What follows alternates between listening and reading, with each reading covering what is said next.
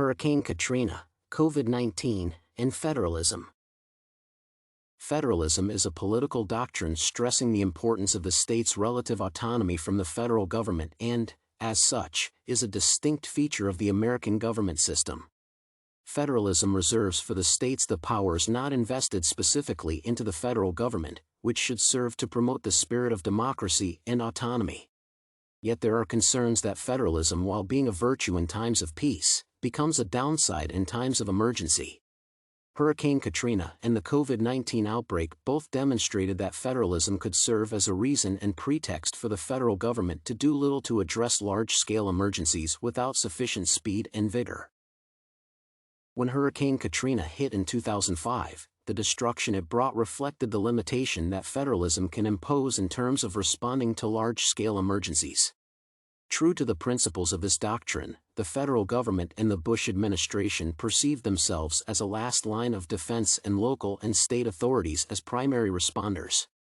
While this approach could have been sufficient if the emergence was less in magnitude, the destruction of infrastructure on an unprecedented scale greatly complicated the matters. For example, the headquarters of the Louisiana National Guard were flooded, which impeded response to the catastrophe correspondingly. Moreover, while expecting local and state authorities to deal with the problems on their own, the federal government left them under-equipped, as more than one-third of its soldiers were in Iraq and Afghanistan. As a result, the situation deteriorated quickly, and it was only on the sixth day of the disaster that the federal government stepped in and sent the Army forces to New Orleans. In short, Hurricane Katrina demonstrated how federalism can impede swift federal response to an emergency. The situation is similar in this respect if one looks at the COVID-19 outbreak of 2020. Once again, the federal government perceived local and state healthcare agencies as the primary line of defense against the virus. No united national policy regarding the pandemic was developed even after the first case was identified in Seattle, Washington.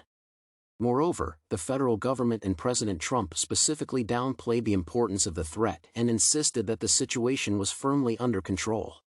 When the situation proved to be much more grave than anticipated, the federal government still did not take the initiative of offering help, waiting for the states' requests instead. The result was a collection of local and state-level responses crafted without the guidance of a national policy. Moreover, the reliance on the states issuing requests ensured that when the federal government intervened, it took longer to do so. Overall, the COVID-19 pandemic demonstrated largely the same problem as Hurricane Katrina. Reliance on the principles of federalism can run contrary to devising swift and effective responses to large-scale emergencies. As one can see, federalism as a doctrine can be detrimental in times of crisis due to invariably making the federal government a reactive rather than proactive force. During Hurricane Katrina, the federal government relied on understrength local and state authorities whose infrastructure was badly damaged by the event, and it took 6 days for it to react to the crisis.